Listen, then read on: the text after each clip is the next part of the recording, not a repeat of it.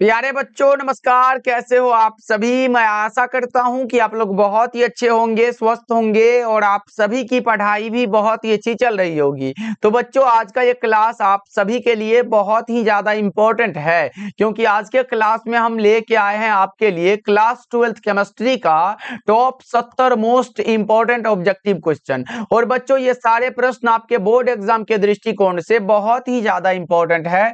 तो आज के क्लास को बिल्कुल ध्यान से देखिए और आज के क्लास में दिए जाने वाले इन सारे प्रश्नों को आप लोग अच्छे से याद भी करते चलिएगा। ओके जी, पहला नंबर सवाल आपके सामने है। सभी बच्चे आंसर को भी हमारे साथ आंसर को लगाते चलिएगा। देखिए पहला नंबर सवाल पूछा जा रहा है, बीसीसी इकाई सेल में मुक्त खाली जगह का प्रतिशत है। अब आपको बताना है body centred cubic unit cell में मुक्त खाली जगह का प्रतिशत कितना होता है। तो बच्चों मुक्त खाली जगह जो होता है वो 32% होता है और भरा हुआ कितना होता है 68% होता है। ये भी आप लोग याद रखोगे। चलो आगे बढ़ते हैं। अगला नंबर सवाल देखो, दूसरा नंबर सवाल पूछा जा रहा है, शॉटकी दोष के कारण ठोस का घनत्व क्या होता है। शॉटकी दोष के कारण ठोस का घनत्व घट जाता है, जबकि फ्रेंकल दोष के कारण ठोस के घनत्व में कोई परिवर्तन नहीं होता है। याद रखोगे। चलो आगे बढ़ते हैं। तीसरा नंबर सवाल देखो बच्चों, निम्नलिखित में कौन अक्रिस्टलीय ठोस पदार्थ है। बच्चों यहाँ पे नॉन क्रिस्टलाइन सॉलिड के बारे में पूछा जा रहा है, जिसे हम लोग एमरफस सॉलिड भी कहते हैं। वो कौन सा होगा। क्वार्ज ग्लास करेक्ट हो जाएगा। प्लास्टिक आए, रबर आए, ये सब क्या है, ये अक्रिस्टलीय ठोस पदार्थ है। जिसकी निश्चित और नियमित ज्यामितीय आकृति न हो वही अक्रिस्टलीय होता है। चलो फोर्थ नंबर सवाल है, निम्नलिखित में कौन फेरो चुंबकीय पदार्थ है। लोह चुंबकीय Fe3O4 हो जाएगा बच्चों। कौन सा होगा, Fe3O4 हो जाएगा। यह एक ऑक्साइड अयस्क होता है। चलो पांचवा नंबर सवाल का जवाब लगाओ बच्चों। पांचवा नंबर सवाल है, किसी विलयन के सांद्रण को व्यक्त करने का कौन सा तापक्रम पर निर्भर नहीं करता है। बच्चों बताओ निम्न में कौन सा जो तापक्रम पर निर्भर नहीं करता है, तो वो मोललता होता है। प्रति केजी विलायक में घुले हुए विलय के मोलों की संख्या को मोललता कहते हैं। इसे व्यक्त किया जाता है मोल प्रति केजी में। बच्चों याद रखना आप सब। चलो आगे बढ़ते हैं। अगला नंबर सवाल देखो, 6 नंबर सवाल है, विलयन के अनुसंख्यक गुणधर्म का उदाहरण कौन है। विलयन का अनुसंख्यक गुणधर्म वह है जो विलयन में उपस्थित विलय के कणों की संख्या पर निर्भर करता है। एग्जाम्पल के लिए क्वथनांक का उन्नयन, हिमांक का अवनमन, परासरणी दाब और वाष्प दाब का आपेक्षिक अवनमन, यानी कि क्वथनांक का उन्नयन हमें मिल गया। Correct answer option number C को लगाओ बच्चों। चलो आगे बढ़ते हैं। अगला नंबर सवाल देखो, समुद्र जल का परिसारक दाब लगभग कितना होता है। बच्चों बताओ, समुद्र जल का परिसारक दाब लगभग में 30 एटीएम होता है। क्या होता है बच्चों, 30 एटमॉस्फेयर है। 7 नंबर सवाल का जवाब ऑप्शन नंबर ए हो जाएगा। बच्चों फटाफट से हमारे साथ आंसर को लगाते हैं। चलो देखो 8 नंबर सवाल है, CaNO3 का वांट ऑफ गुणांक कितना होगा। Ca1 है, उसके बाद NO3 2 है। कौन सा 2 1 3 हो जाएगा। करेक्ट आंसर ऑप्शन सी हो जाएगा। चलो आगे बढ़ते हैं। 9 नंबर सवाल देखो। 9 नंबर सवाल है, निम्नलिखित में कौन विलयन में विद्युत का संचालन करते हैं। तो वो वैद्युत अपघट्य होता है। क्या होता है बच्चों, इलेक्ट्रोलाइट्स होता है। सही आंसर ऑप्शन ए होगा 9 का। ओके चलो जी आगे बढ़ते हैं। 10 नंबर सवाल का जवाब बताओ, गैल्वेनिक सेल में एनोड क्या होता है। गैल्वेनिक सेल में एनोड होता है ऋणात्मक इलेक्ट्रोड। क्या होता है बच्चों, ऋणात्मक इलेक्ट्रोड। 10 नंबर सवाल का जवाब ऑप्शन ए होगा। और बच्चा पार्टी जितने भी बच्चे हमारे साथ क्लास को देख रहे हो सभी बच्चे क्लास को लाइक भी करते चलिएगा। ओके बच्चों चलो जी आगे बढ़ते हैं। 11 नंबर सवाल देखो, विद्युत धारा जब किसी चालक से इलेक्ट्रॉनों के द्वारा प्रवाहित होती है तो चालक को क्या कहेंगे। क्या कहते हैं बच्चों, उसे कहते हैं धात्विक चालक। क्या कहते हैं बच्चों, जब विद्युत धारा जब किसी चालक से इलेक्ट्रॉनों के द्वारा प्रवाहित होती है वो हमारा क्या धात्विक चालक होता है। चलो 12 नंबर सवाल है, निम्नलिखित में कौन द्वितीयक सेल है। द्वितीयक सेल बच्चों सेकेंडरी सेल कौन सा होगा, लेड स्टोरेज बैटरी हो जाएगा। कई बार हम लोगों ने लगातार पढ़ चुका है और ये एग्जाम में लगातार पूछे भी गए हैं बच्चों। चलो आगे बढ़ते हैं। 13 नंबर सवाल देखो, विशिष्ट प्रतिरोध की कौन सी इकाई है। विशिष्ट प्रतिरोध की इकाई क्या है। आर बराबर क्या पढ़े हो बच्चों, आर बराबर रो एल बाई ए होता है। क्या होता है सर, रो एल बाई ए होता है। रो बराबर क्या होगा, आर ए बटा में एल हो जाएगा। इतना तो सब जानता है बच्चा पार्टी, यहां से निकालो। आर का क्या होगा, आर का हमारा ओम होता है, आर का क्या होता है सर, ओम होता है। अब ये एरिया का क्या होगा बच्चों, एरिया का मीटर लिखो या फिर सेंटीमीटर लिखो, यहाँ पे हम लिख देते हैं सेंटीमीटर स्क्वायर हो जाएगा, बटा में कौन सा होगा, एल का कौन सा होगा, सेंटीमीटर हो जाएगा, सेंटीमीटर हो जाएगा। 1 सेंटीमीटर से 1 सेंटीमीटर गया तो बच्चा कौन सा बच्चा पार्टी, ओम बचा, ओम के बाद कौन सा, सेंटीमीटर बचा। देख लो ओम सेंटीमीटर किस में दिया गया, सही आंसर ऑप्शन सी होगा। 13 नंबर सवाल का जवाब कौन सा होगा बच्चा पार्टी, ऑप्शन सी हो जाएगा। चलो अगला नंबर सवाल देखो, 14 नंबर सवाल है, विद्युत रासायनिक तुल्यांक का मात्रक क्या होगा, विद्युत रासायनिक तुल्यांक का मात्रक ग्राम प्रति कूलम है, करेक्ट आंसर सी हो जाएगा। चलो 15 नंबर सवाल देखो, विलयन की चालकता समानुपाती होती है आयनों की संख्या के, विलयन की चालकता समानुपाती है आयनों की संख्या के, नंबर ऑफ आयन बच्चों, करेक्ट आंसर बी हो जाएगा। चलो आगे बढ़ते हैं, 16 नंबर सवाल देखो, निम्नलिखित में कौन ठोस ठोस समुदाय का होता है, संश्लेषित जेम होता है, सही आंसर ऑप्शन सी हो जाएगा। चलो आगे बढ़ते हैं, 17 नंबर सवाल देखो बच्चों, ये सब तो आसान सवाल है बच्चा पार्टी, आप लोग लगा सकते हो। एंजाइम का मुख्य अवयव कौन सा होता है, प्रोटीन होता है, एंजाइम का मुख्य अवयव कौन सा है बच्चा पार्टी, प्रोटीन है, 17 का ए हो जाएगा। 18 नंबर सवाल देखो, स्टार्च के जल अपघटन में निम्नलिखित में किस एंजाइम का उपयोग होता है, स्टार्च के जल अपघटन में जिस एंजाइम का उपयोग होता है उसका नाम डायस्टेज है, करेक्ट आंसर डी हो जाएगा। चलो 19 नंबर सवाल है, अपमार्जक को कहा जाता है, अपमार्जक को पृष्ठ सक्रियन कहा जाता है बच्चों, क्या कहा जाता है, पृष्ठ सक्रियन कहा जाता है, 19 का करेक्ट आंसर ऑप्शन ए हो जाएगा। चलो आगे बढ़ते हैं, 20 नंबर सवाल देखो, टिंडल प्रभाव प्रदर्शित होता है किसके द्वारा, टिंडल प्रभाव वास्तविक घोल के द्वारा प्रदर्शित होता है बच्चों, टिंडल प्रभाव वास्तविक घोल के द्वारा प्रदर्शित होता है, 20 नंबर सवाल का जवाब ऑप्शन ए हो जाएगा। चलो 21 नंबर सवाल का जवाब लगा दो चैट सेक्शन में, ये रहा, निम्नलिखित में किसके लिए हिमांक का अवनमन अधिकतम होगा बच्चों, बता दो क्या होगा, निम्नलिखित में किसके लिए हिमांक का अवनमन अधिकतम होगा बच्चों, वो K2SO4 पोटेशियम सल्फेट होता है, सही आंसर ऑप्शन ए हो जाएगा।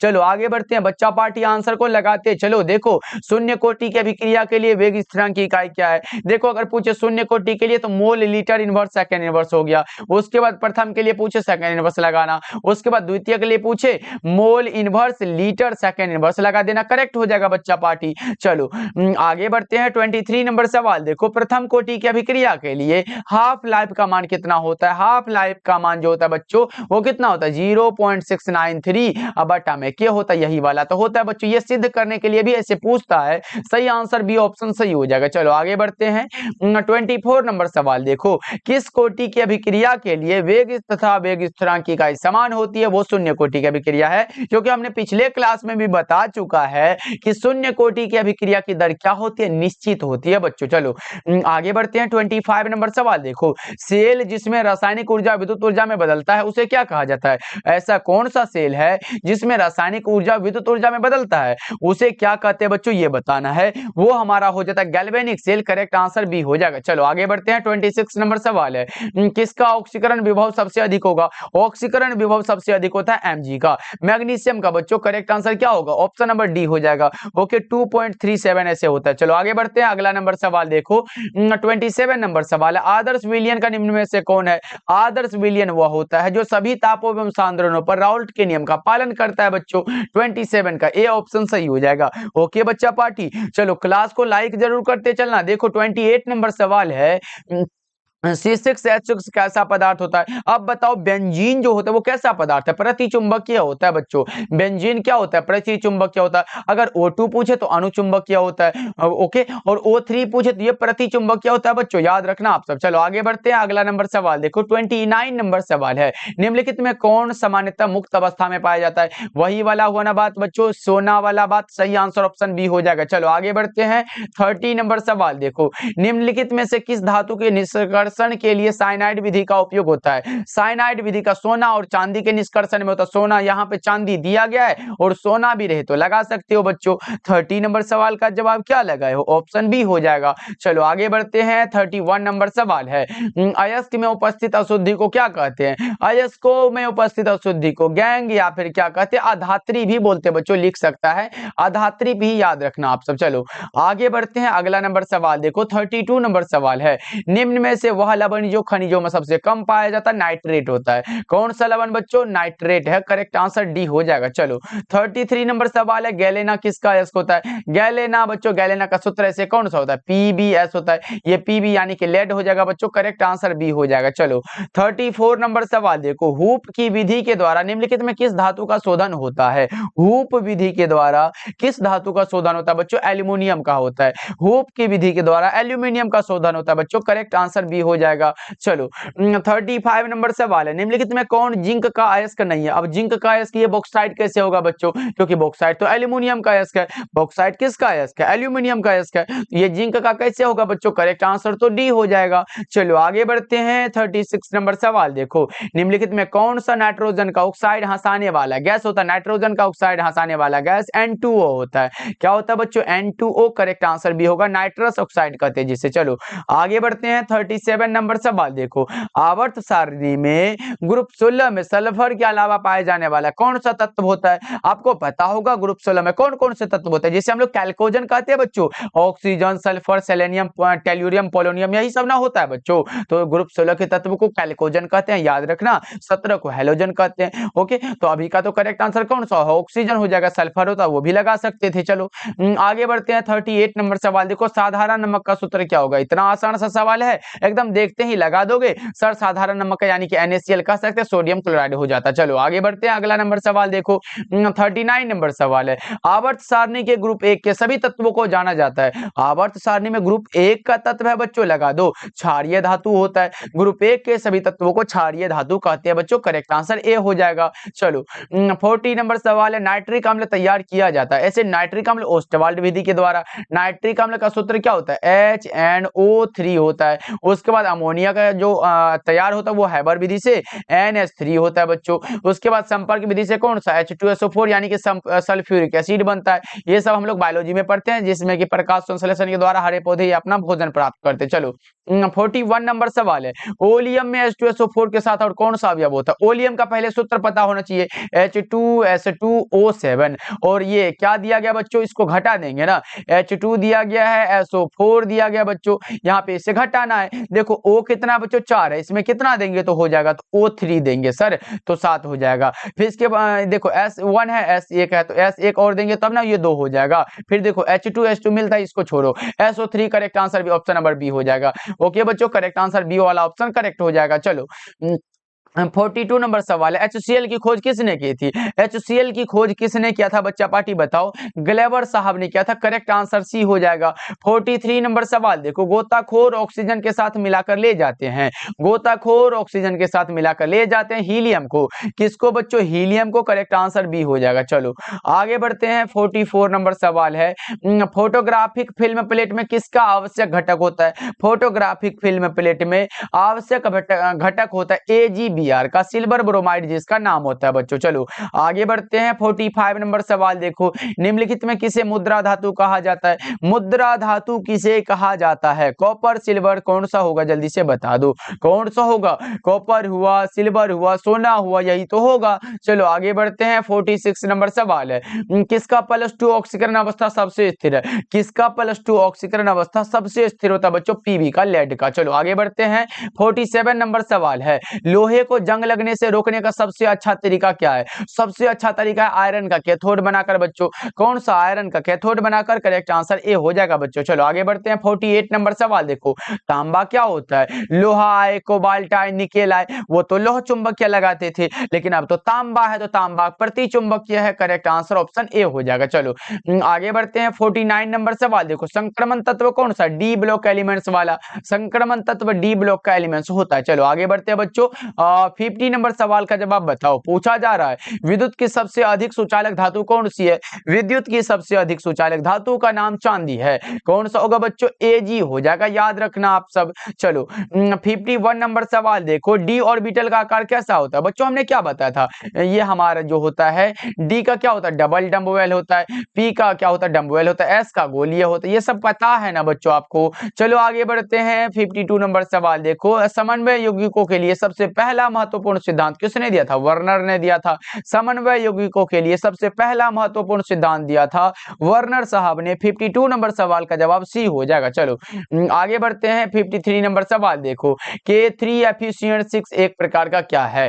K3 एफिशिएंट 6 जो होता है बच्चों वो कौन सा होता है, ये जल्दी से बताओ, फटाफट से बच्चा पार्टी आपका आंसर आना चाहिए। 53 नंबर सवाल का जवाब क्या लगा रहे हो? ये हमारा कोवेलेंट कंपाउंड है बच्चों, उप सह संयोजक यौगिक होता है। चलो आगे बढ़ते हैं। अगला नंबर सवाल देखो, 54 नंबर सवाल है, जिंक और जल के साथ क्लोरोफॉर्म के अवकरण से क्या प्राप्त होता है? मेथेन प्राप्त होता है बच्चों। क्या प्राप्त होगा बच्चों? Methane. Correct answer D option correct हो जाएगा 54 का। ओके चलो आगे बढ़ते हैं। अगला नंबर सवाल देखो, अगला नंबर सवाल से 55 नंबर सवाल है, एल्कील हैलाइड का उपयोग निम्नलिखित में किसके निर्माण में होता है? एल्केन, एल्कीन, एल्कोहल, ये सारे के निर्माण में है। करेक्ट आंसर ऑप्शन डी हो जाएगा। चलो आगे बढ़ते हैं। 56 नंबर सवाल है, उष्मा और विद्युत का अच्छा चालक कौन सा होगा? उष्मा और विद्युत का अच्छा चालक ग्रेफाइट है। क्या होगा बच्चा पार्टी? ग्रेफाइट हो जाएगा ना। सही आंसर सी लगा लो। चलो 57 नंबर सवाल है, निम्नलिखित अपर रूपों में कार्बन का सर्वाधिक प्रतिशत अधिकतम किस में होता है? ग्रेफाइट में। सर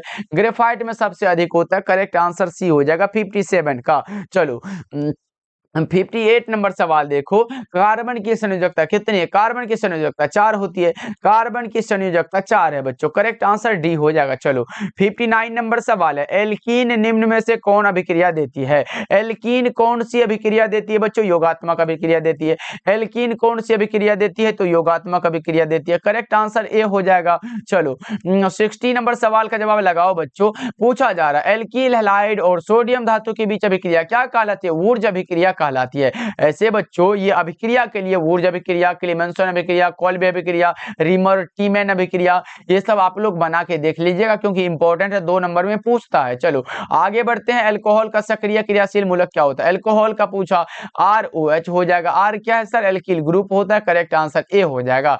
ओके चलो ऐसे बच्चों ये तो अल्कोहल हो गया। अगर प्राथमिक अल्कोहल होता तो CH2OH होता है। उसके बाद द्वितीयक अल्कोहल हो यानी कि 2 डिग्री अल्कोहल हो तो CHOH हो जाता है। 1 डिग्री हो तो COH हो जाता है। ये सब याद रखना बच्चों। चलो आगे बढ़ते हैं। 62 नंबर सवाल का जवाब बताओ। 62 नंबर सवाल है, प्राइमरी अल्कोहल का उत्प्रेरक निर्जलीकरण से मिलता है। क्या मिलता है? प्राइमरी अल्कोहल है बच्चों, बता दो कौन सा होगा? एल्डिहाइड हो जाएगा। चलो आगे बढ़ते हैं। 63 नंबर सवाल देखो, कीटोन का क्रियाशील मूलक क्या होता है? कीटोन का क्रियाशील मूलक आपको बताना है। C डबल बॉन्ड O होगा। राइट आंसर ए होगा। ये एल्डिहाइड है, ये कार्बोक्सिलिक एसिड है, ये कौन सा? एस्टर होता है बच्चों। चलो 64 नंबर सवाल है, कार्बोनिल समूह में कार्बन का परमाणु sp3 पर संकरित होता है। sp2 होगा। कार्बोनिल समूह है ना बच्चा पार्टी, sp2 होगा। सही answer option number B correct हो जाएगा। चलो आगे बढ़ते हैं। 65 नंबर सवाल देखो, पूछा जा रहा है निम्नलिखित में किस में एस्टर बॉन्ड होता है? एस्टर बॉन्ड किस में होगा बच्चों? 65 नंबर सवाल का जवाब बताओ। टेरिलीन में होता है। करेक्ट आंसर ए हो जाएगा। चलो 66 नंबर सवाल है, पॉलीमर बनाने की सबसे छोटी इकाई क्या कहलाती है? मोनोमर। कई सारे मोनोमर मिलके एक बड़े पॉलीमर का निर्माण करता है। चलो आगे बढ़ते हैं। 67 नंबर सवाल देखो, एंजाइम क्या है? Enzyme is protein. एंजाइम क्या है? प्रोटीन है बच्चों। सही आंसर सी हो जाएगा। चलो आगे बढ़ते हैं। 68 नंबर सवाल देखो, विटामिन सी क्या है? विटामिन के बारे में पढ़ना बहुत जरूरी है। ऐसे कार्बनिक पदार्थ जो जंतुओं तथा मनुष्यों के शरीर की उचित वृद्धि तथा उनकी जैविक क्रियाओं के लिए आवश्यक है, विटामिन कहते हैं। ऐसे विटामिन सी का केमिकल नाम एस्कॉर्बिक एसिड होता है। करेक्ट आंसर ए हो जाएगा। चलो आगे बढ़ते हैं। 69 नंबर सवाल का जवाब बताओ। पूछा जा रहा है, मानव शरीर उत्पन्न नहीं करता ये विटामिन। विटामिन तो बच्चों भोजन के द्वारा हम लोग प्राप्त करते हैं ना। करेक्ट आंसर सी हो जाएगा। चलो 70 नंबर सवाल और आज के क्लास का लास्ट सवाल है, जिस जीव के कारण रोग उत्पन्न होता है उसे क्या कहते हैं? जिस जीव के कारण रोग उत्पन्न होता है उसे पैथोजन कहते हैं बच्चों। Correct answer option number A हो जाएगा। चलो बच्चा पार्टी आज का क्लास आपको कैसा लगा कमेंट करके बताइएगा। सारे बच्चे क्लास को लाइक कर लीजिएगा, जितने बच्चे नए नए जुड़ रहे हो सब्सक्राइब भी कर लीजिएगा बच्चों। ओके डेली क्लास करने के लिए सब्सक्राइब तो करना पड़ेगा ना बच्चा पार्टी, ऑल नोटिफिकेशन पे सेट कर लीजिएगा। ओके मिलते हैं फिर अगले क्लास में बच्चों।